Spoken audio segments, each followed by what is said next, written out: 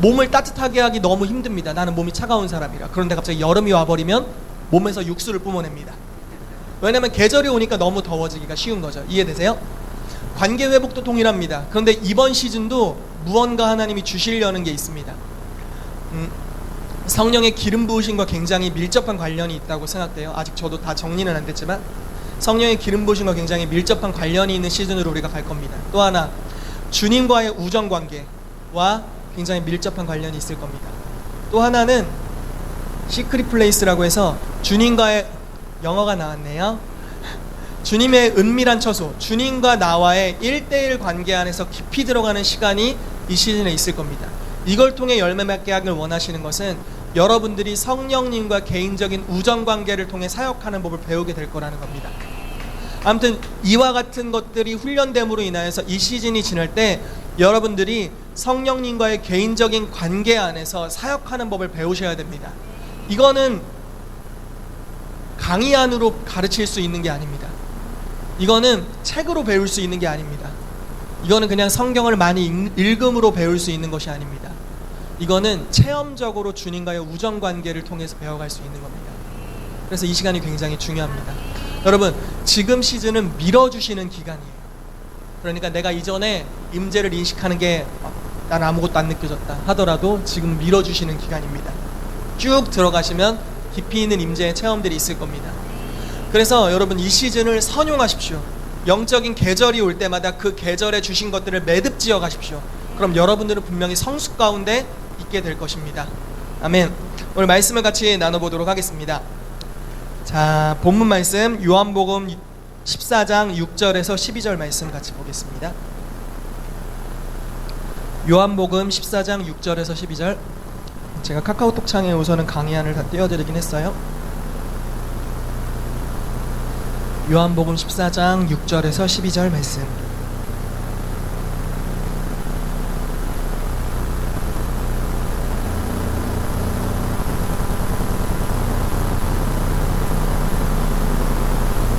네, 같이 읽어볼게요. 6절에서 12절 시작. 예수께서 이르시되 내가 곧 길이요 진리요 생명이니 나로 말미암지 않고는 아버지께로 올 자가 없느니라. 너희가 나를 알았더라면 내 아버지도 알았으리로다. 이제부터는 너희가 그를 알았고 또 보았느니라. 빌립이 이르되 주여 아버지를 우리에게 보여주옵소서. 그리하면 족하겠나이다. 예수께서 이르시되 빌립아 내가 이렇게 오래 너희와 함께 있으되 내가 나를 알지 못하느냐. 나를 본 자는 아버지를 보았거늘 어찌하여 아버지를 보이라 하느냐. 내가 아버지 안에 거하고 아버지는 내 안에 계신 것을 내가 믿지 아니하느냐. 내가 너희에게 이르는 말은 스스로 하는 것이 아니라 아버지께서 내 안에 계셔서 그의 일을 하시는 것이라. 내가 아버지 안에 거하고 아버지께서 내 안에 계심을 믿으라. 그렇지 못하겠거든 행하는 그 일로 말미암아 나를 믿으라. 내가 진실로 진실로 너희에게 이르노니 나를 믿는 자는 내가 하는 일을 그도 할 것이요 또한 그보다 큰 일도 하리니 이는 내가 아버지께로 감이라. 아멘. 여러분, 예수님께서 이 땅에 오신 목적이 무엇일까요? 예, 많습니다. 많아요. 정답이 하나가 아닙니다. 다 말씀해 보세요. 예수님이 이 땅에 오신 목적, 희운이를 위해서. 예, 정답입니다. 할렐루야. 예, 또 말씀해 주세요. 할 일 다 하셨어? 할렐루야. 또 예수님이 이 땅에 오신 목적, 회개케 하려고 오셨습니다. 아멘. 예, 또 오신 목적, 치료하시려고 오셨습니다. 예, 아버지를 계시하기 위해 오셨습니다. 이게 오늘 설교 주제죠. 할렐루야. 또 뭐 때문에 오셨죠? 구원. 예, 죄인을 구원하러 오셨습니다. 심판하러 오신 것이 아니라 구원하러 오셨다고 명백하게 적혀 있죠. 또 뭐 때문에 오셨습니까? 출산? 아, 축사. 죄송해요. 출산이 아닌데. 예, 축사. 그러니까 귀신을 쫓으러 오셨죠. 마귀의 일을 멸하러 오셨다고 요한일서에 기록되어 있습니다. 또 뭐 때문에 오셨죠? 성령을 주시기 위해 오셨죠. 아멘. 아버지께 성령을 받아서 우리 가운데 부어주기 위해 오셨습니다. 또 왜 어떻게 오셨습니까? 검을 주러 오셨나요? 예, 그것도 이유에 있습니다만. 친구로 오셨습니다. 예, 우리와 친구 맺기 위해 오셨습니다. 또 하나님의 나라를 선포하기 위해 오셨죠. 그렇죠? 아버지를 나타내기 위해 오셨죠. 또 뭐가 있을까요? 죄인을 구원하러 오셨고, 병든 자를 고치러 오셨고, 아무튼 여러 가지 이유로 오셨습니다. 그 중에 가장 본질적인, 예수님이 이 땅에 오신 가장 본질적인 부분을 이야기하라면 아버지를 나타내기 위해 오셨습니다. 아버지가 어떤 분인지를 보여주기 위해 이 땅에 오셨습니다. 이것이 예수님이 오신 가장 본질적인 영역 중에 하나입니다. 요한복음 14장 9절에 보면요, 예수께서 이르시되 빌립아, 내가 이렇게 오래 너희와 함께 있으되 네가 나를 알지 못하느냐? 나를 본 자는 아버지를 보았거늘 어찌하여 아버지를 보이라 하느냐라고 이야기를 합니다. 그러니까 이런 스토리입니다. 예수님이 12제자를 모아놓고 나 아버지한테로 가, 나 갈 건데 니네가 나 어디로 가는지 알걸? 이러면서 나 아버지한테로 가, 나 아빠한테 가, 아빠한테 갈 거야, 이렇게 계속 말씀을 하십니다. 나 십자가를 진 다음에 아빠한테 가, 계속 이렇게 말씀을 하시는 거예요. 도대체 아버지가 누군가, 그리고 어떻게 생기셨는가, 어떤 분이신지 제자들이 굉장히 궁금한 겁니다. 그래서 빌립이 이렇게 묻습니다. 아버지 아버지 하시는데 아버지를 우리에게 보여주십시오. 그럼 믿겠습니다. 그랬더니 예수님이 아빠를 볼 필요가 없어, 나를 보면 아빠를 봤어, 이렇게 얘기를 하는 겁니다. 무슨 말이냐면, 웃기긴 하세요? 괜찮아요? 예. 출산, 아무튼 마음 아파?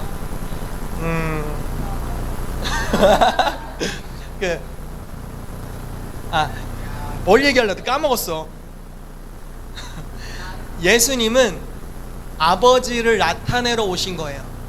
예수님이 하신 모든 말들은 하나님 아빠가 그곳에 계셨더라면 하셨을 법한 말이었습니다. 예수님이 행하셨던 모든 행동들은 하나님 아버지가 거기 계셨다면 그와 같이 행동하셨을 거였어요. 그렇기 때문에 예수님은 담대하게 이렇게 말씀하십니다. 나를 보았냐? 아버지를 본 것이다.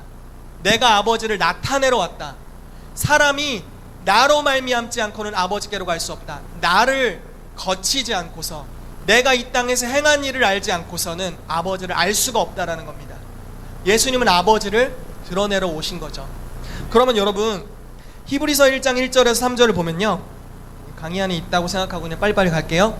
옛적의 선지자들을 통하여 여러 부분 여러 모양으로 우리 조상들에게 말씀하신 하나님이 이 모든 날 마지막에는 아들을 통하여 우리에게 말씀하셨으니 이 아들을 만유의 상속자로 세우시고 또 그로 말미암아 모든 세계를 지으셨느니라.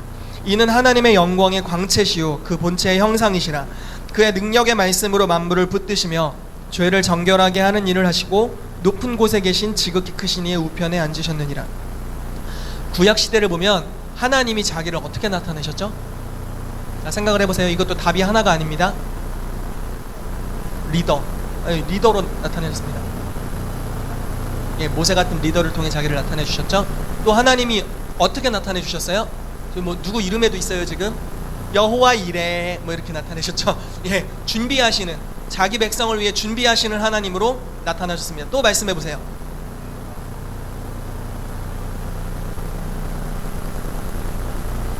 하나님이 어떻게 자기를 나타내셨습니까? 하나님이 어떤 분으로 인식됐어요? 구약시대에 전능하신 하나님 엘샤다이 또는 엘로힘 하나님으로 나타내셨죠. 또 시편 23편에 어떻게 나타내셨습니까? 예, 우리의 목자, 나의 목자로서 나타내.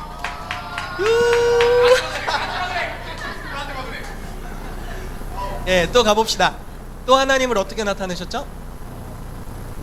여호와는 우리의 의로움이시다. 예레미야에 있나요 그게? 그렇게 알고 있는데 여호와는 우리의 의가 되신다라고 나옵니다. 또 피난처로 나오죠. 시편에 여호와는 나의 피난처시다라고 말씀하고 있습니다. 또 어떤 말씀이 있을까요? 치료자, 우리의 치료자로 나오고 있습니다. 할렐루야. 예, 이학기 전도사님께서 계속 정답을 이야기하고 계십니다. 또 어떤 분으로 나타내시죠? 네, 뭐 말씀해 주시죠. 어떤 분으로 나타내실까요? 샬롬, 여호와 샬롬으로 나타내십니다. 평강의 하나님. 또 뭐 있을까요? 죄를 싫어하시는 분, 이렇게도 나오죠. 죄에 대하여 분노하시는 분, 죄인을 향하여 쏠 화살을 이렇게 당겨놓고 계신 분으로도 나타납니다. 심판하시는 주로도 나타나고요. 또 그 백성을 구원하시는 분, 자기 백성을 위해서 홍해를 가르신 분, 매일마다 분노하시는 분, 뭐 이렇게도 나옵니다. 매일마다 진노하시는 하나님으로도 표현됩니다. 아무튼 하나님의 모습이 여러 부분 여러 모양으로 표현됩니다. 그런데 이 마지막 때, 이 마지막 날, 이 모든 날의 마지막에 아들을 통해서, 아들 예수 그리스도를 통해서 이제 하나님의 한 부분의 파편의 모습이 아닌 전체적인 모양을 그려주시려고 합니다. 아들을 통해 나타나기로 하신 그 모습은 어떤 모습이었을까요? 하나님께서 당신의 임재를 아브라함 때는 여호와 이레로 나타내셨고요, 기드온에게는 여호와 샬롬, 하나님을 보면 맞나요? 여호와 샬롬인가 니시로 나타내셨고요. 샬롬, 샬롬. 또 아무튼 뭐 다윗에게는 뭐 나의 피난처, 여호와는 나의 힘이신 분으로 나타내셨고 여러 부분으로 나타냈습니다. 그런데 이 모든 날의 마지막에 하나님의 임재를 이제 우리 가운데 보여주실 거예요. 이미 보여주셨고 지금 계속 보여주고 계세요. 그런데 어떠한 하나님으로 우리에게 나타내길 원하실까요? 여러분, 뭡니까? 어떻게 나타내길 원하세요? 예수를 통해서 어떤 하나님으로 우리에게 나타내셨어요? 항상 모든 답은 교과서에 있습니다. 항상 강의 안에 모든 답이 있습니다. 아버지입니다.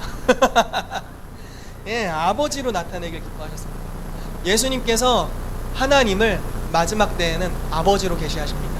죄를 미워하는 분도 아닌 전능한 하나님이시지만 모든 구약의 모든 특성을 가지고 계시지만 우리와 관계 맺으시는 분으로 설명하십니다.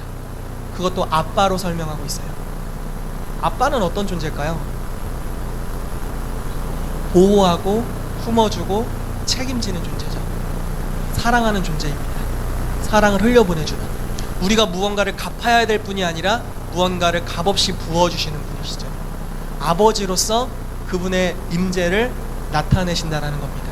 그분의 전능하심도 아빠로서 우리에게 부어주실 겁니다. 그분의 선하심도 아빠로서 우리에게 부어주십니다. 그분의 마귀를 멸하시는 권능도 아빠로서 우리 가운데 역사하실 것입니다. 그분의 죄를 싫어하시는 것도 아빠로서 우리 가운데 역사해 주실 겁니다. 아빠로서 우리와 관계 맺기를 원하셨다라는 겁니다. 자, 뭐 쭉 가봅시다. 예수님은 아버지를 계시하기 위해 이 땅에 오셨습니다. 사람이 하나님을 볼 수 있을까요? 못 봅니다. 못 봐요. 네, 죽어요. 빠이빠이. 그래서 오직 위로부터 오신 분만이 하나님 아버지를 나타낼 수 있어요. 요한복음 6장 46절에 이는 아버지를 본 자가 있다는 것이 아니라 오직 하나님에게서 온 자만 아버지를 보았느니라 라고 말하면서 예수님 자신만이 아버지를 유일하게 보았고 아버지를 유일하게 드러낼 수 있는 분으로 자기를 이야기를 하십니다. 자, 예수님께서 아버지를 나타내셨던 여러 가지 장면들을 한번 살펴볼 수 있는데 사실 너무 많은 구절이 있습니다. 여러분, 특별히 요한복음을 읽다 보면 예수님이 아버지와 얼마만큼 긴밀한 관계를 맺고 있었는지를 우리가 자세히 볼 수 있고요. 오늘 그래서 대부분 발췌한 구절들이 다 요한복음에 있는 구절입니다. 요한복음 5장 16절에서 20절 말씀을 한번 같이 읽어볼게요. 요한복음 5장 16에서 20절까지 말씀. 시작. 그러므로 안식일에 이러한 일을 행하신다 하여 유대인들이 예수를 박해하게 된지라. 예수께서 그들에게 이르시되 내 아버지께서 이제까지 일하시니 나도 일한다 하시매 유대인들이 이로 말미암아 더욱 예수를 죽이고자 하니 이는 안식일을 범할 뿐만 아니라 하나님을 자기의 친아버지라 하여 자기를 하나님과 동등으로 삼으심이로라. 그러므로 예수께서 그들에게 이르시되 내가 진실로 진실로 너희에게 이르노니 아들이 아버지께서 하시는 일을 보지 않고는 아무것도 스스로 할 수 없나니 아버지께서 행하시는 그것을 아들도 그와 같이 행하느니라. 아버지께서 아들을 사랑하사 자기가 행하시는 것을 다 아들에게 보이시고 또 그보다 더 큰 일을 보이사 너희로 놀랍게 여기게 하시리라. 아멘. 예수님이 행하신 모든 것들은 아버지의 음성을 듣고 말한 것이었고 아버지의 행하는 것을 보고 행하신 것이었습니다. 안식일에 병을 고친 일, 만약에 아버지께서 천국에서 그 일을 하고 계시지 않았다면 예수님은 안식일에 병을 고치지 않았을 것입니다. 그렇지만 안식일에 병든 사람이 있었고 하나님 아버지께서 그 주님의 딸을 긍휼히 여기고 있었습니다. 그러므로 예수님께서도 아버지의 마음을 동일하게 가지고 아버지의 음성을 가지고 아버지께서 지금 병든 자를 향한 긍휼로 손을 얹고 계시기 때문에 그분도 아버지를 나타내는 존재로서 그 땅에서 손을 얹고 고쳐주신 것입니다. 혈루증 앓는 여인이 예수님의 옷자락에 손을 얹었을 때 하나님이 그를 고쳐주셨습니다. 현장에서 가늠하다 잡혔던 여인, 아버지께서 그 여인을 정죄하지 않고 돌로 치지 않으시고 하늘에서 벼락을 내리지 않으시고 그를 그대로 품어주시고 용납해 주셨기 때문에 예수님도 그녀를 용납해 줄 수 있었던 것입니다. 이 땅에서 행하셨던 예수님의 모든 기적, 죄인을 긍휼히 여긴 모든 사건들은 다 아버지께서 행하신 일이었고 아버지가 어떤 분인지 아버지의 임재를 나타내신 일이었다는 것입니다. 여러분, 그렇다면 예수님이 한 말을 통해서 아버지가 어떠한 방식으로 예수님의 삶에 나타나는지를 좀 보고 우리가 어떻게 닮아갈 수 있는지를 한번 보도록 하겠습니다. 요한복음 14장 11절을 한번 같이 읽어보죠. 요한복음 14장 11절 읽겠습니다. 시작. 내가 아버지 안에 거하고 아버지께서 내 안에 계심을 믿으라. 그렇지 못하겠거든 행하는 그 일로 말미암아 나를 믿으라. 자, 예수님이 항상 이런 이야기를 많이 하세요. 여러분 보세요. 이렇게 얘기하는 거예요. 예수님께서 나를 믿어라. 죄송해요. 나를 믿어라. 그런데 만약에 니네가 믿으려고 아무리 노력해도 안 믿어지거든 내 손을 통해서 행하여지는 기적을 보고서 나를 믿어라. 이렇게 이야기를 하는 겁니다. 가는 곳마다 이렇게 말씀하셨어요. 제자들에게도 나를 믿어라. 안 믿어지냐? 그러면 내 손을 통해 하나님이 행하게 하시는 기적을 보고 나를 믿어라. 이렇게 제시해 주십니다. 그런데 유독 사복음서 중에 마태, 마가, 누가, 요한 중에 요한복음에만 나오는 특이한 단어가 있습니다. 사복음서에는 기적 이런 단어를 많이 쓰거든요. 뭐 치유. 그런데 요한복음에만 유독 이런 기적적인 사건을 가리켜 표적이라는 단어를 사용합니다. 자, 삼복음서 마태, 마가, 누가에는 표적이라는 단어가 별로 안 나옵니다. 그냥 뭐 요나의 표적 외엔 보여줄 게 없다. 이게 끝입니다. 그런데 요한복음에만 유독 기적을 행할 때마다 그 기적을 표적이라는 단어로 바꿔서 사용합니다. 표적이라는 건 무슨 뜻일까요? 안내판이죠. 표적이라는 건 표지판입니다. 예를 들어 표적은 그 기적 자체가 목적이 아니에요. 기적을 봄으로 누군가에게로 안내하는 겁니다. 기적을 보면 누군가를 알 수 있는 거예요. 자, 저에게 가장 큰 숙제는 방향입니다. 방향감각, 방향치기 때문이죠. 그래서 저는 내비게이션이 없을 때는 표지판을 열심히 뚫어라 쳐다봅니다. 그러면은 길을 대략은 알 수 있습니다. 물론 그럼에도 불구하고 헤맬 때가 있고 지금 제 아내가 저에게 불신의 눈빛을 보내고 있는 것을 제가 좀 감지는 하겠지만 아무튼 표지판을 보면은 그 목적지로 가게 되는 거죠. 표적을 보면은 자기를 알 수 있답니다. 자, 그런데 쭉 한번 말씀을 보죠. 요한복음 20장 30절 31절에 이렇게 기록되어 있어요. 예수께서 제자들 앞에 이 책에 기록되지 아니한 다른 표적도 많이 행하셨으나 오직 이것을 기록하면 너희로 예수께서 하나님의 아들 그리스도이심을 믿게 하려 함이요 또 너희로 믿고 그 이름을 힘입어 생명을 얻게 함이로라. 자, 요한복음 10장 37절 38절 이렇게 나옵니다. 만일 내가 내 아버지의 일을 행하지 아니하거든 나를 믿지 말려니와 내가 행하거든 나를 믿지 아니할지라도 그 일은 믿으라. 그러면 너희가 아버지께서 내 안에 계시고 내가 아버지 안에 있음을 깨달아 알리라. 아주 명백하지 않나요? 예수님이 행하신 그 일을 믿는다면 아버지께서 이것을 행하고 계시다라는 것을 깨닫게 될 거랍니다. 이거를 우리의 삶에 적용하는 법을 우리가 배워야 돼요. 여러분, 하나님이 매뉴얼을 따라 일하실까요? 하나님이 내일 어떻게 일하실 줄 아세요? 내일 모레는 어떻게 일하실 줄 아세요? 내일 모레 글패는 어떻게 일하실까요? 1년 뒤에는 어떻게 일하실까요?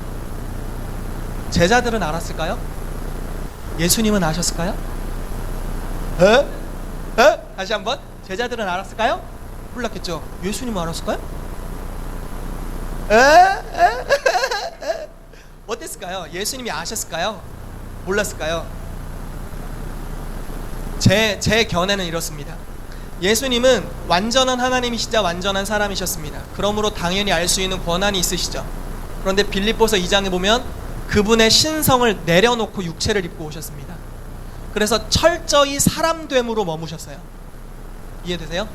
철저히 사람됨으로 우리와 동등한 조건에 머무시고 성령의 기름 부으심을 받으셔서 그 기름 부으심으로만 초자연적인 능력을 행하셨습니다. 신성으로 행하신 게 아니라 아들됨 제2위이신 성자 하나님으로서 신성을 행하신 것이 아니라 성령의 기름 부으심과 능력을 통하여서만 우리랑 동일 조건 안에서 성령의 능력을 행하셨습니다. 그러므로 심지어 예수님께서도 모르셨다고 봅니다. 오늘 당장 아버지가 어떤 일을 행하실지 예수님도 모르셨을 겁니다. 이거는 뭐 불손한 건가요 지금?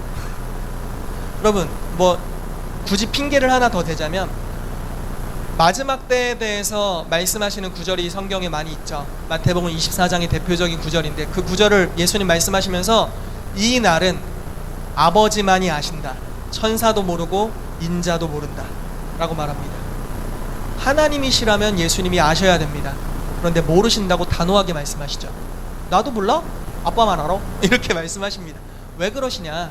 완전히 하나이셨지만 신성을 내려놓고 오직 우리랑 동일한 조건으로 로마서 말씀을 빌리자면 둘째 아담으로서 사람의 대표자로 거하셨기 때문에 알 수 없으셨던 겁니다. 여러분 이걸 보죠. 예수님이 행하셨던 표적과 기사는 과연 그분이 하고 싶어서 한 걸까요? 인도하심을 받아서 한 걸까요? 진짜예요? 마음대로 했을까요? 아니면 시키는 말만 했을까요? 네, 후자입니다. 예수님이 항상 이렇게 말씀하세요. 나는 스스로 말한 게 하나도 없다. 나는 시키시는 것만 말하고 주신 말만 한다. 내가 행동한 모든 것은 아버지께서 행함으로 나도 행한다. 이렇게 말씀하십니다. 그러니까 예수님이 어느 환경에 딱 도착했을 때, 예를 들어 죄인의 집에 갔을 때, 또는 사람들이 현장에서 가는 바다 잡힌 여인을 데리고 왔을 때, 그 순간 어떻게 아버지께서 행하고 계신지를 그 순간 집중하시는 겁니다. 하나님이라면, 내 아빠라면 지금 어떻게 행하시는가? 성령님 알려주십시오. 그런데 아버지께서 이 죄인 여인을 용납하고 계시고 품고 계시는 것을 보는 거죠. 그럼 예수님이 그대로 행동하신 겁니다. 좀 더 자세히 살펴볼게요. 자,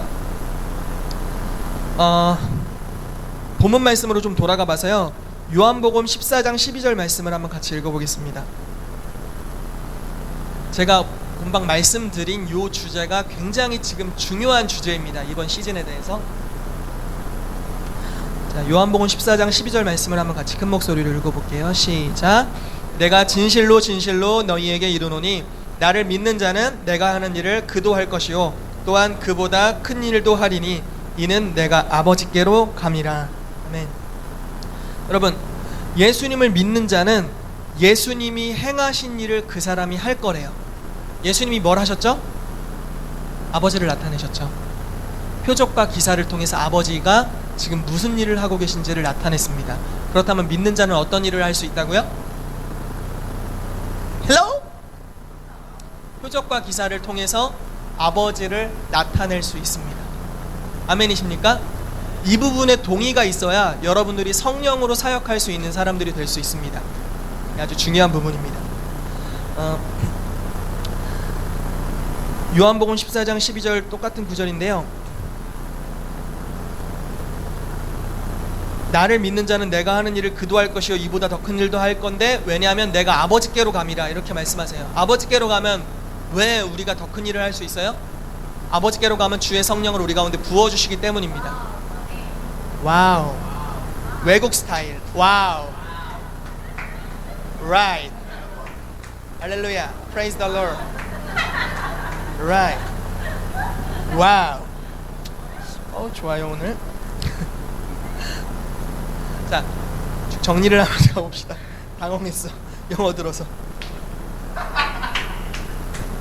자, 이제부터 그냥 가보죠. 나를 믿는 자는 내가 하는 일을 저가 할 것이요 이보다 더 큰 일도 할 건데 왜냐하면 예수님께서 아버지께로 가면은 아버지께서 보내시는 성령이 우리 가운데 오실 거기 때문에 그런 거죠. 그래서 동일한 조건 안에서 예수님도 하나의 사람으로서 행하셨고 성령의 기름 부으심으로 행하셨습니다. 나중에 좀 더 깊이 있게 다룰 날이 좀 있을 텐데 우리도 동일한 조건입니다. 하나의 사람으로서 죄사함을 받은 의인으로서. 아멘이시죠?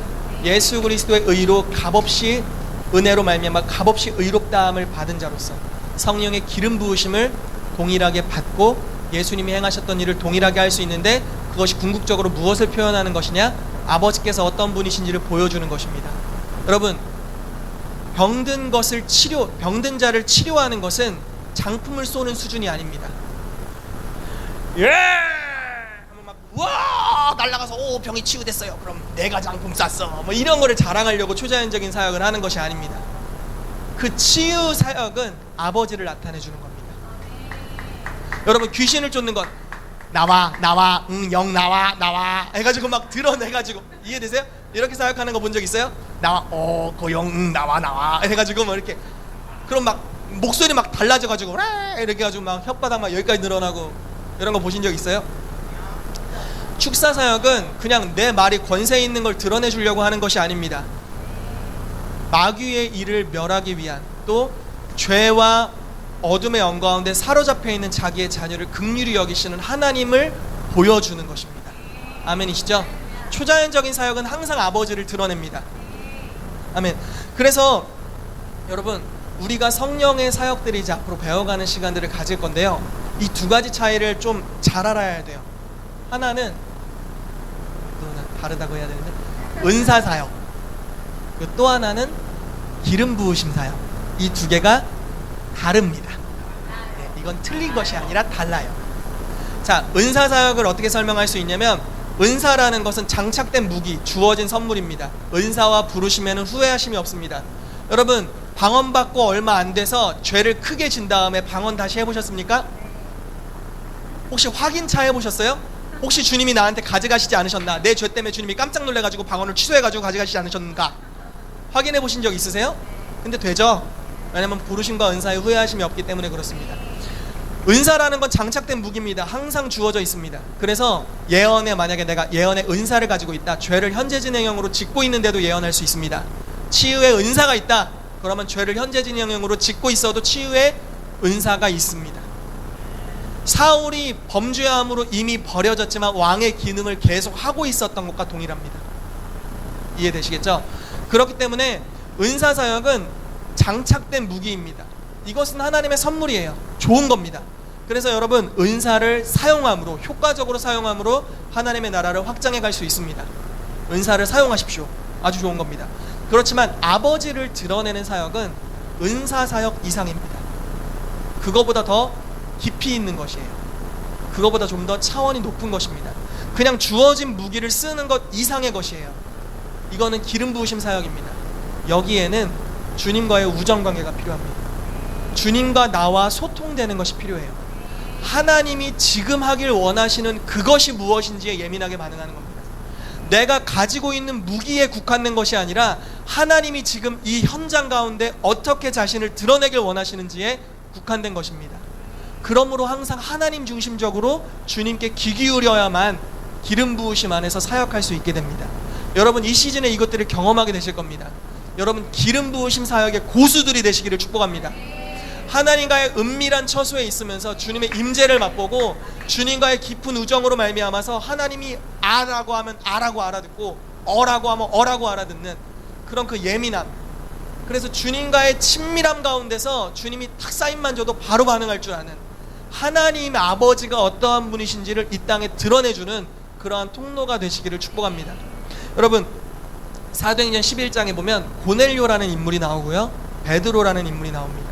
베드로는 하나님이 자기를 고넬료의 집에, 이제 이방인의 집에 보내서 복음을 전하라고 말씀하신 의도가 이해가 안 갔습니다. 유대인이었던 베드로 입장에서 복음을 전하라고 말씀하신 게 이해가 안 됐어요. 그런데 하나님께서 자기를 아버지로서 드러내 주십니다. 어떻게 드러내셨는지 한번 보죠. 베드로가 설교를 합니다. 주 예수를 믿으십시오. 하나님께서 이분을 여러분들에게 보내주셨습니다. 죄사함을 얻게 하려고 보내주셨습니다. 설교를 하고 있는데 성령께서 그냥 고넬료의 집안에 임하셨습니다. 성령님을 기다린 것도 아니고 오순절날이 올 때까지 하루에 막 몇 시간씩 계속 기도만 한 것이 아니라 그냥 설교를 하고 있는데 성령께서 강권적으로 임하셨습니다. 그러니까 모여있는 사람이 막 방언하고 예언하고 난리가 난 거예요. 막 쓰러지고 뒤집어지고 여기 막 불바닥고 막 불에 혀가 막 날아다니고 있고 난리들이 난 겁니다. 그런 표적이 일어난 것을 보고 베드로가 바로 분별합니다. 아버지구나. 이건 아버지가 하신 거구나. 아버지의 마음은 이방인들을 하나님의 가족으로 받아들이는 겁니다. 표적을 읽을 줄 안 겁니다. 임재를 읽을 줄 안 거예요. 임재의 의도가 있다는 걸 안 겁니다. 여러분, 성령의 음성을 듣고 성령의 인도하심을 따라 가다 보면은 때로는 예측하지 못한 주님의 임재가 풀어질 때가 있어요. 어느 날 굉장히 좋은 날이 있잖아요. 그 임재에는 항상 아버지의 표적이 숨겨져 있어요. 그걸 읽어낼 줄 알아야 돼요. 왜냐하면 표적은 그 자체가 목적이 아닙니다. 방향 지시등이에요. 아버지가 어떠한 분인지를 나타내 주는 거거든요. 여러분, 아버지가 어떤 분인지 알고 싶지 않으세요? 정말 알고 싶지 않으세요? 정말 알고 싶어요. 아빠가 어떤 분인지. 우리 아빠 오늘도 만났지만 하늘 아빠도 더 알고 싶습니다. 너무 알고 싶어요. 베드로도 계속 배워간 거예요.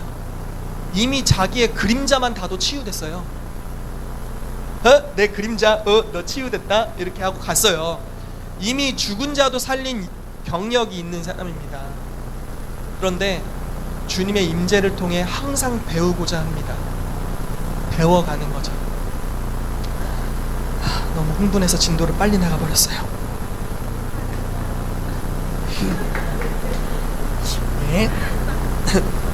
자, 사도행전 15장 12절에 보면요, 같이 읽어볼까요? 사도행전 15장 12절.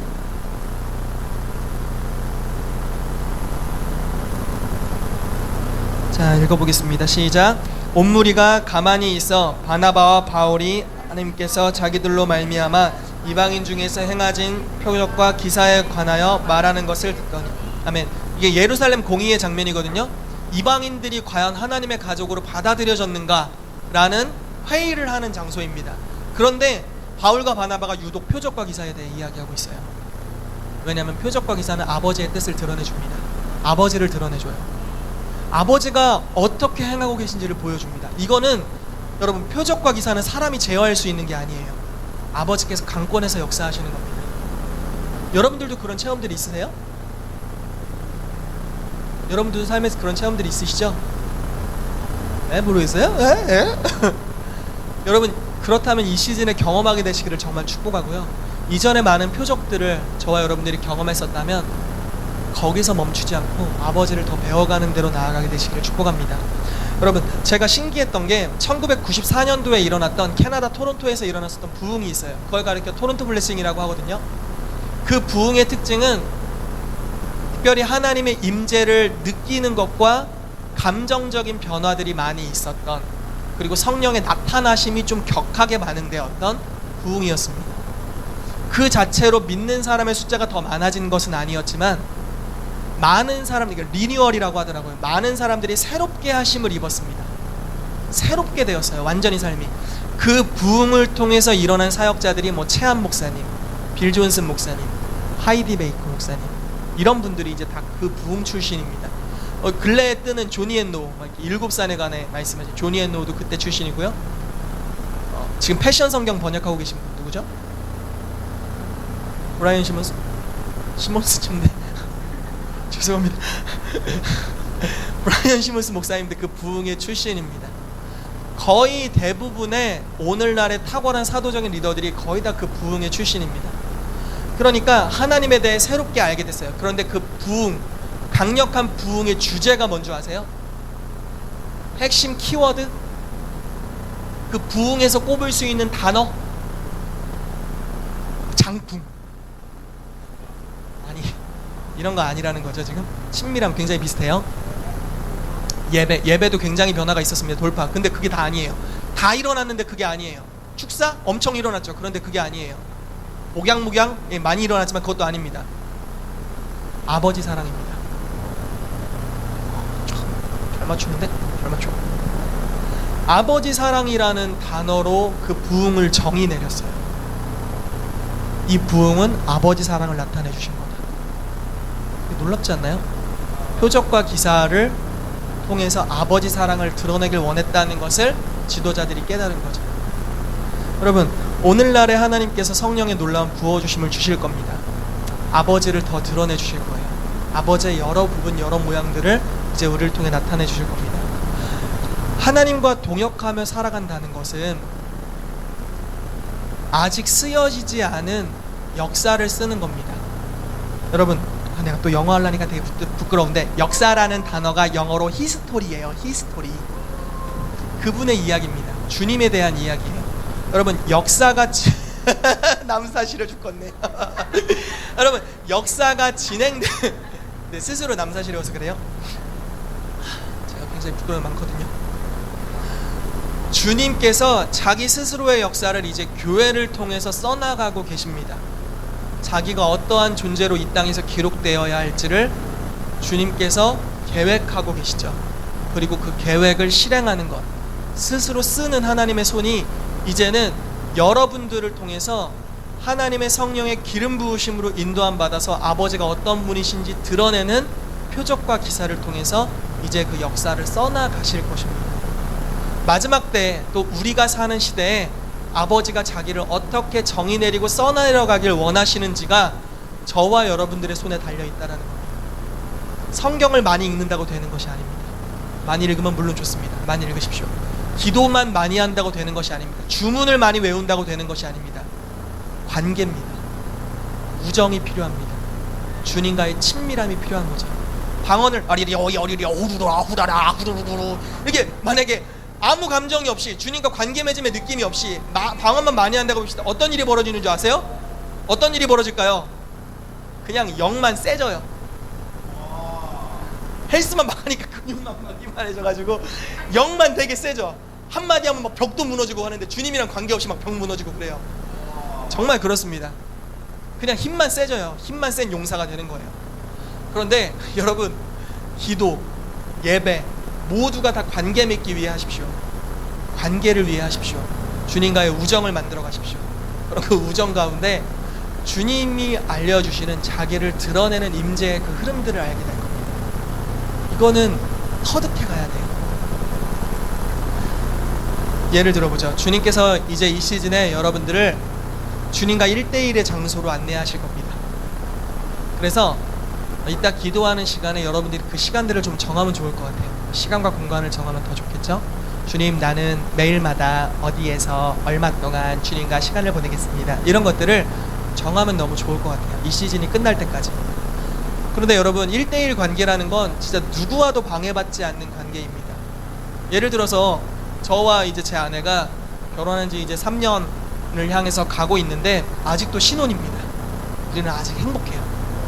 너무 행복합니다. 그런데 막 사람들이 와가지고 일주일째 우리 집에서 계속 먹고 자고 한다고 생각해 보세요. 네, 제가 아내랑 둘이 시간을 보내야 되는데 눈치도 없이 와가지고 자꾸 막 먹을 거 먹고 가고 초인종 누르고 우리 둘만 있고 싶은데 눈치도 없나 봐.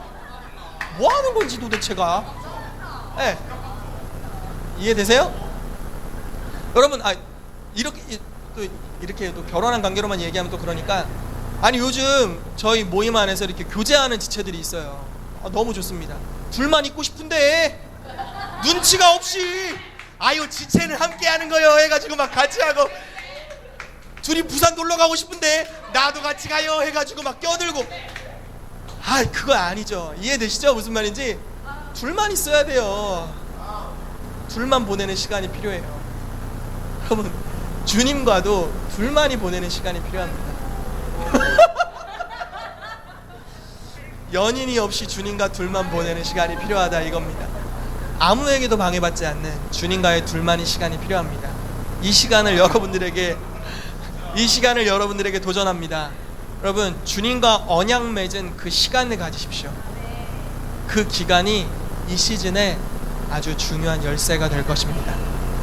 표적을 행하는 것들을 앞으로 우리가 배워갈 겁니다. 초자연적인 사역을 어떻게 행할 수 있는지, 기름 부심의 사역에 대한 것들을 강의를 쭉 해나갈 겁니다. 신기했던 거는 어제 이제 카페를 가서 저희 집에 LDG 모임이 있어가지고 제가 거의 쫓겨나다시피 해가지고 자다 일어난 얼굴로 머리에 물만 묻히고 드랍탑을 갔습니다. 가서 노트북을 펴놓고 거의 너무 추워가지고 덜덜 떨면서 이제 막 설교 준비하고 이러고 있었는데, 이번 시즌에 대한 감동이 막 오면서 약 13강의 정도를 그냥 제목을 막 쳤어요. 강의한 준비가 다 됐어요? 진짜 주님이야 이거. 내가 하는 제 능력이 아니죠. 그러니까 이번 시즌에 강의해야 될 목록들에 대해서 주님께서 구체적으로 주셔서 그냥 막 썼습니다. 그리고 이제 뭐 구체적으로 짜야겠지만 어쨌든 그런 훈련에 좋은 기간들이 될 것입니다. 그래서 이 시즌에 여러분들이 주님과의 은밀한 시간을 보내면서 주님 앞에 훈련된다면 이제 표적과 기사를 통해서 아버지를 여러분들도 배워갈 거예요.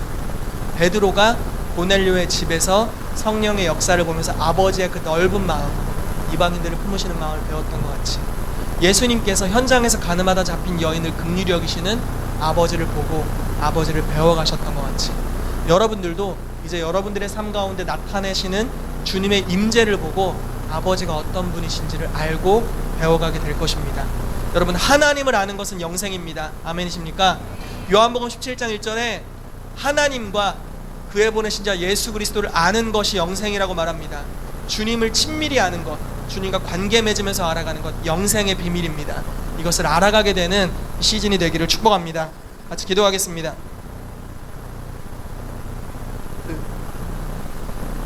짧아서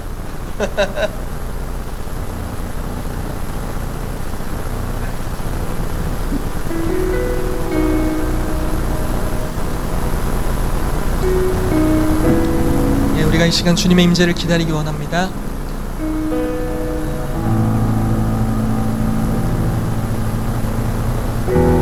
여러분, 오늘 예배만 해도 제가 이제 예배 찬양을 하고 나서 뒤에서 이제 지체들과 이야기를 했는데 오늘 예배 때 정말 달랐답니다.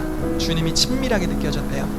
어떤 지체는 주님이 요즘 통 안 느껴졌는데 주님의 임재를 정말 오랜만에 경험했다고 합니다.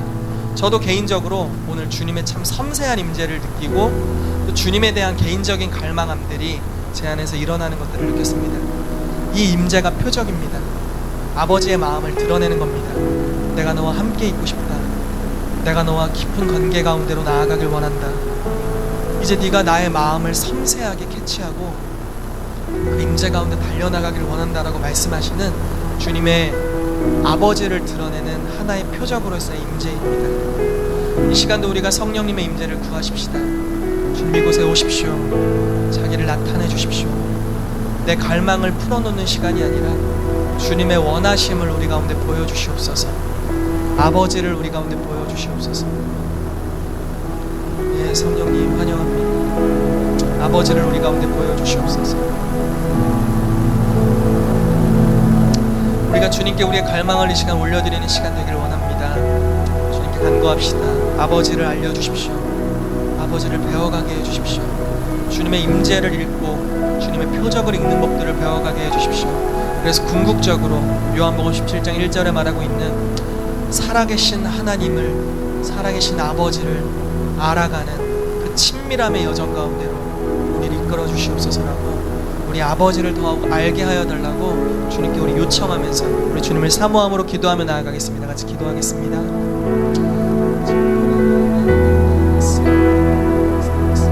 예, 아버지, 당신을 알기를 원합니다. 당신을 더 알고 싶습니다. 주님을 더 친밀히 알기를 원합니다. 예, 이러한 놀라운 영적 계절을 주셔서 감사합니다. 주님을 친밀히 알고자 합니다. 주님을 더 알기를 원합니다. 만질만한 주님의 임재, 그 하나님 세미한 주의 음성, 섬세하게 터치하시는 사랑, 더 알기를 원합니다. 주님을 보여주십시오. 주님의 음성을 듣게 하십시오. 주님을 느끼게 하여 주십시오. 주님의 마음을 알게 하여 주십시오. 주님께 완전히 빠져들게 하여 주십시오. 주님과 나만이 아는 그 친밀한 영역으로 들어가게 하여 주십시오. 그 은밀한 처소, 장소와 시간으로 국한될 수 없는 그 하나님 안에 있는 은밀한 처소로 우리를 인도하여 주시옵소서. 그래서 찬송가에서 말한 바와 같이 세상과 내가 간 곳 없고 구속한 주만 보이는 그 은밀한 처소, 하나님과 내가 독대하는 그 은밀한 장소, 모세가 회막에 나아갔던 것 같은 1대1로 주님의 영광을 바라봤던 그 놀라운 장소, 이제 우리를 초대하여 주셔서 감사합니다. 주님, 우리가 이 영적 계절 가운데 그 주님의 친밀하심 가운데로 걸어 들어갑니다. 주님의 친밀하심 가운데로 걸어 들어갑니다. 주님, 우리를 인도하여 주소서. 주님, 우리를 이끌어 주소서. 주님, 더 깊이 인도하여 주소서.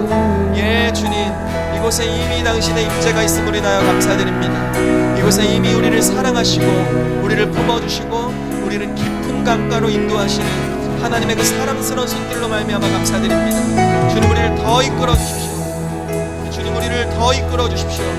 더 나아가게 하여 주십시오. 주님 그렇습니다. 이 시즌은 계시의 확장이 있는 시즌입니다. 하나님을 보는 것들이 확장될 때입니다. 주님을 감각하는 것들이 확장될 때입니다. 예, 주님을 말하는 것들이 확장될 때입니다. 주님의 친밀한 음성을 듣는 시간입니다. 예, 이러함들이 확장될 때입니다. 예, 주님, 예, 주님 우리를 인도하소서. 예, 주님 우리를 인도하시옵소서.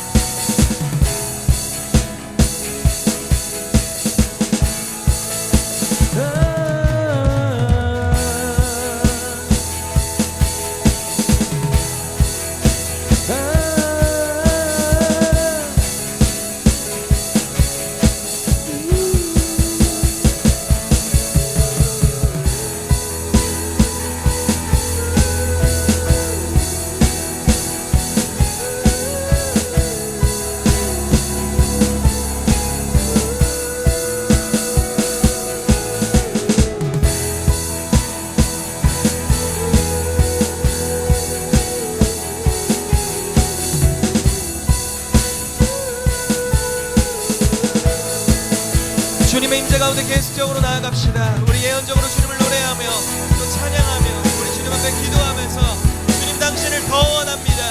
우리 가운데 당신을 더 계시하여 주시옵소서. 나타내 주시옵소서. 깊은 친밀함 가운데로 나아가게 하여 달라고 우리 계속적으로 주님 앞에 반응하며 나아가십시다.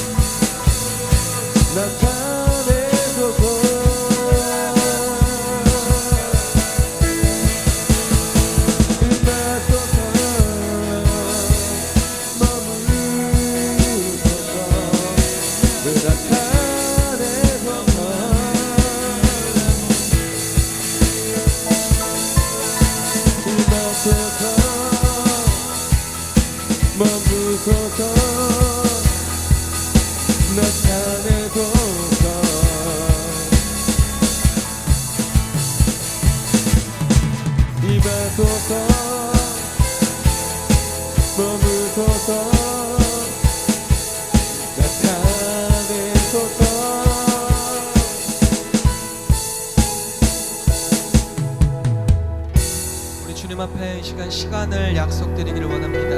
여러분, 영적 계절이라는 것은 사실 어느 때에 오고 어느 때 가는지를 저도 잘 모릅니다.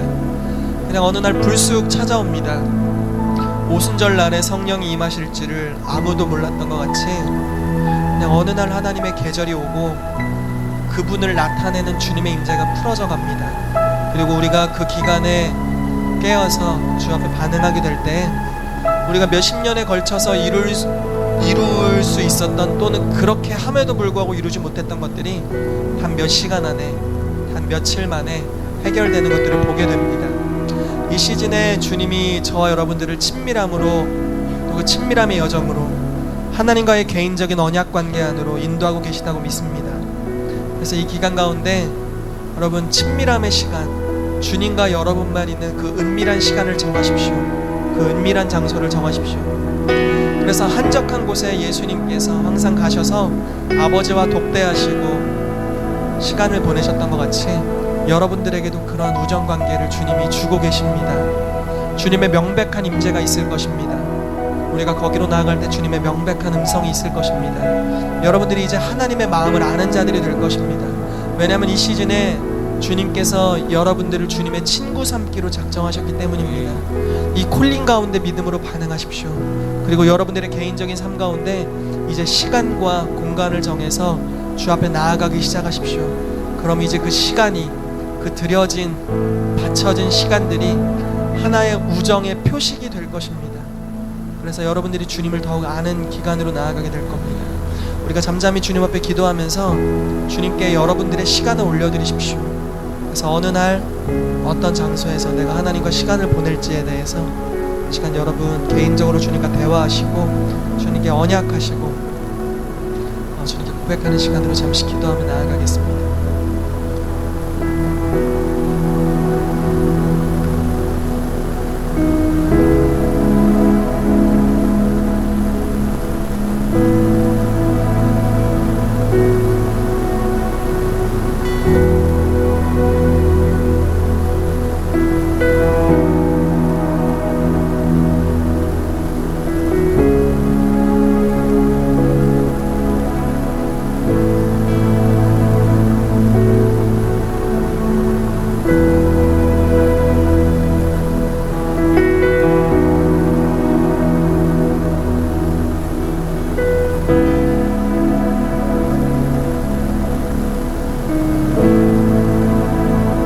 주님께 여러분들의 시간을 올려드렸다면 이 시간 우리 그 자리에서 다 일어나십시다.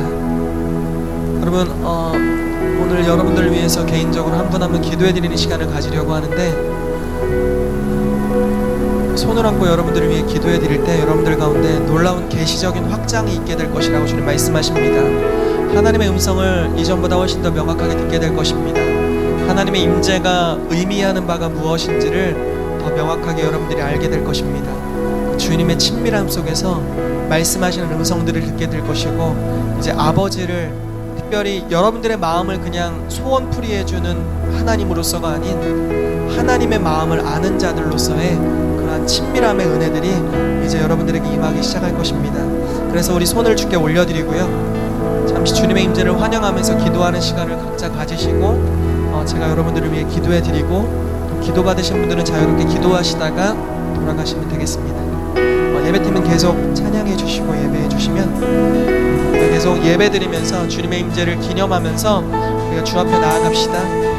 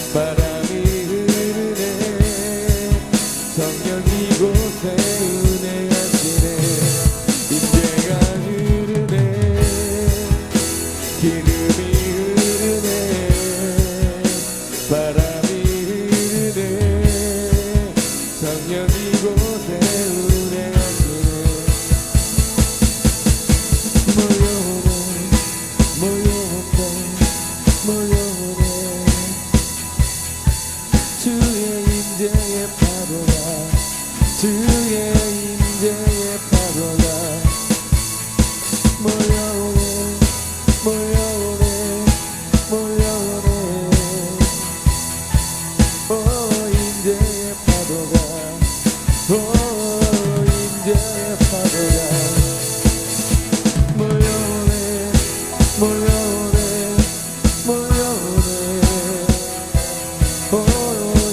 인대의 파도가 내 영혼에 부딪혀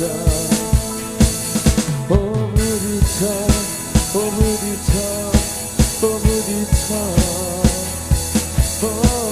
인대의 파도가 내 영혼에 부딪혀 부딪혀 부딪혀 부딪혀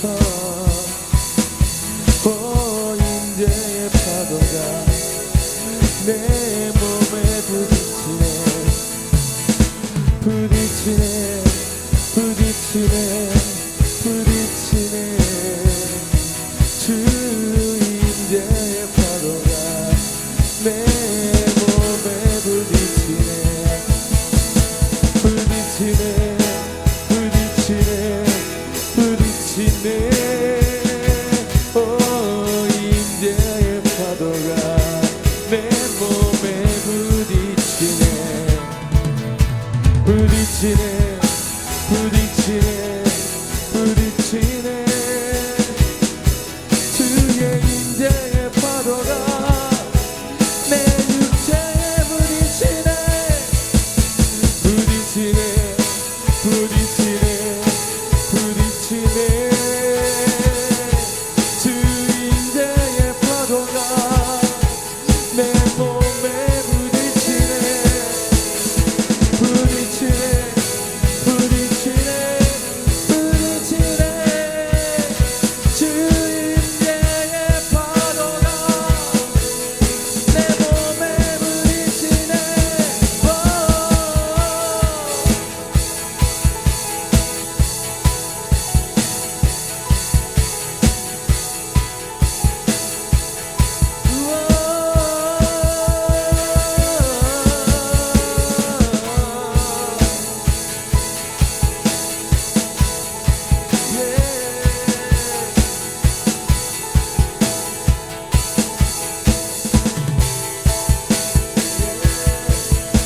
더 강하게 더 크게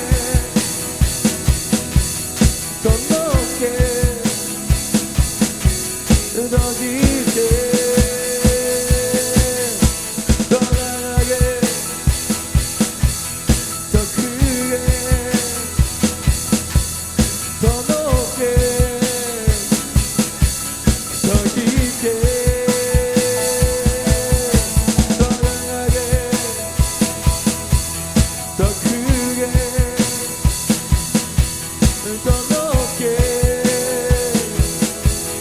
더 깊게 더 강하게 더 크게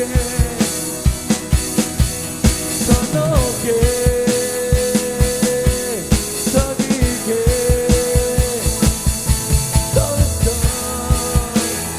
깊게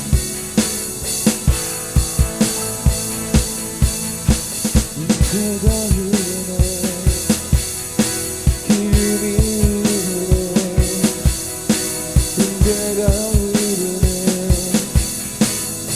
흐르네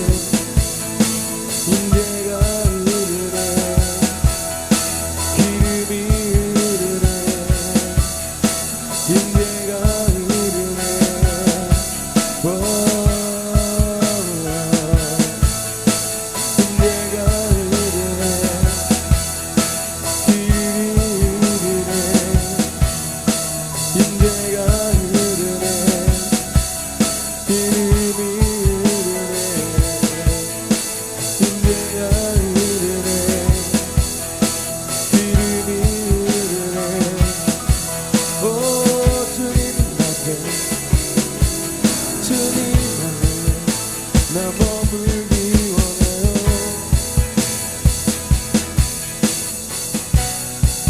나 주 안에 거하리.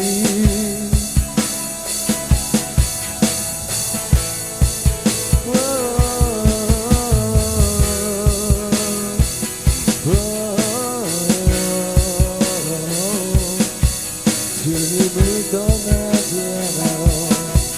주님과 함께 있어요. 주님 날 떠나지 마소서. 주님 날 떠나지 마소서. 주님 날 떠나지 마소서. 주 곁에 더 가까이.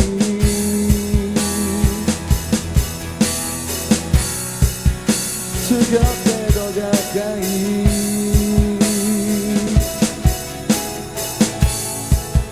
주 곁에 더 가까이.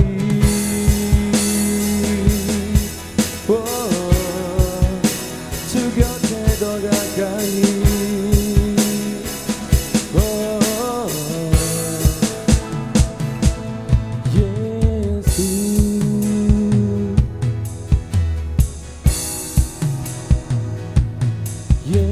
예수.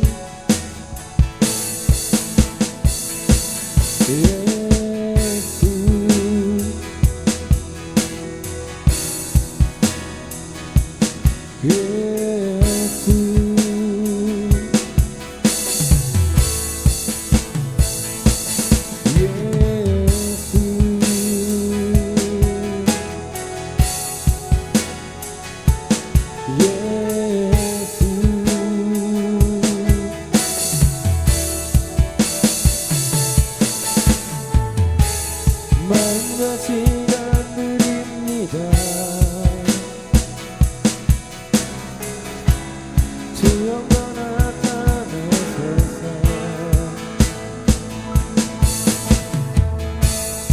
마음과 시간 드립니다. 주 영광 나타내소서.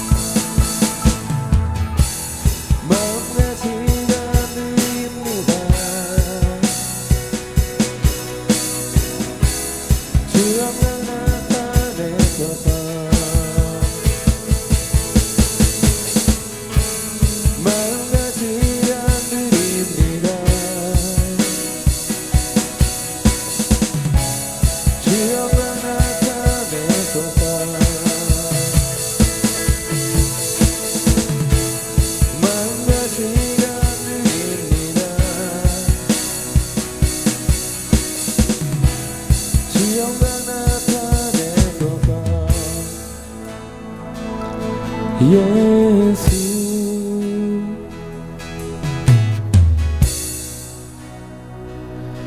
예수.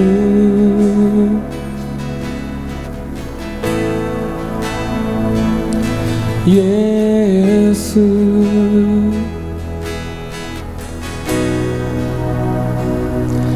예수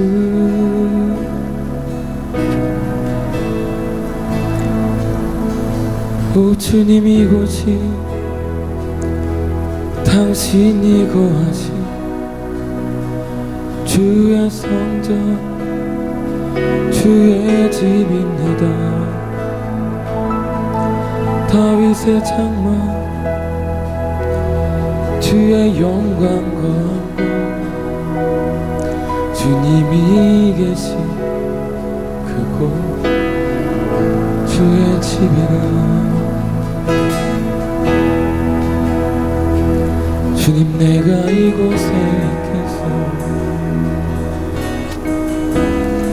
주님 내가 이곳에 있겠어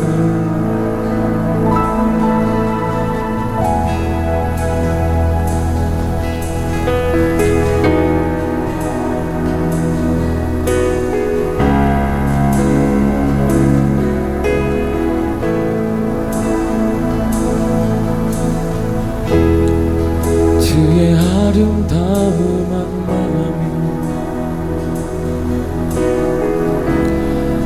주를 노래합니다.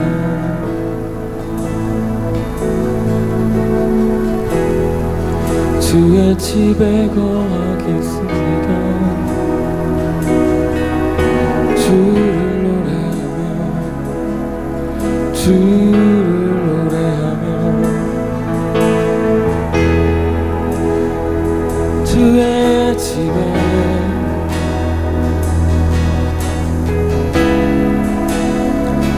노래하며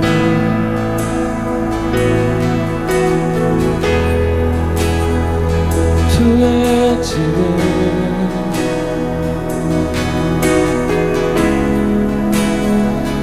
노래하며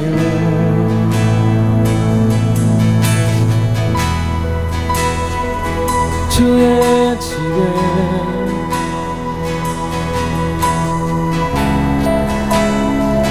노래하며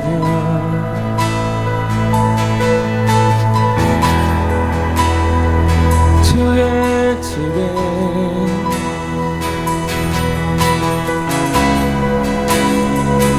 노래하며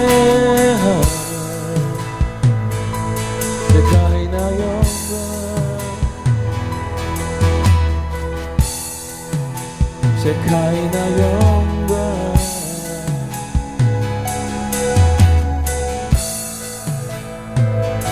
세카이나 영광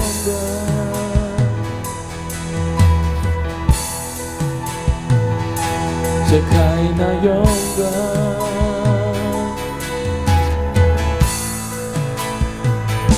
세카이나 영광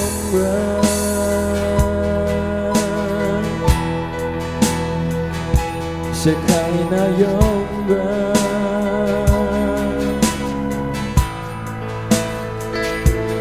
세카이나 영광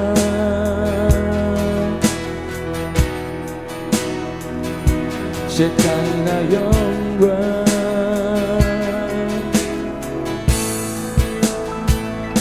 세카이나 영광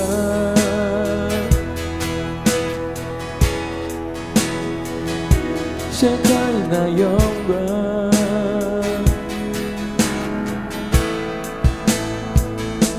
세카이나 영광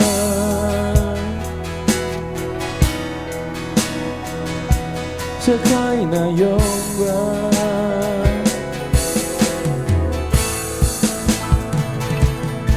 춤을 추며 노래하며 기뻐하며 주 함께하리 춤을 추며 노래하며 주님과 함께하리 춤을 추며 노래하며 주님과 함께하리 춤을 추며 노래하며 주님과 함께하리 춤을 추며 노래하며 주님과 함께하리 춤을 추며 노래하며 주님과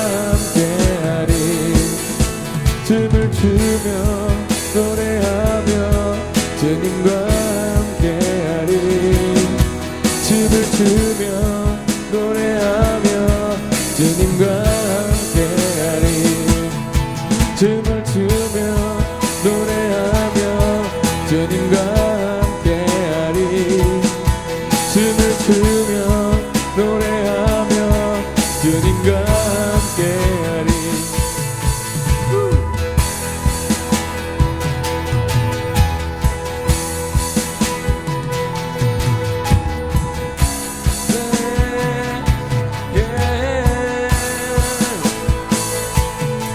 춤을 추며 노래하며 주님과 함께하리 춤을 추며 노래하며 주님과 함께하리 춤을 추며 노래하며 주님과 함께하리 춤을 추며 노래하며 주님과 함께하리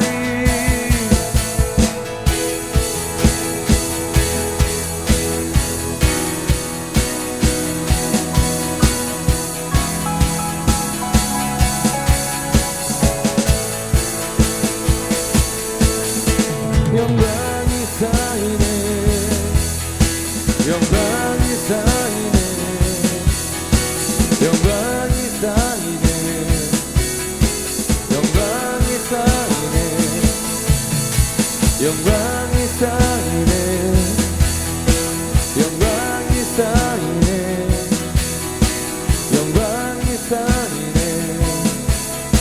영광이 쌓이네 영광이 쌓이네 영광이 쌓이네 영광이 쌓이네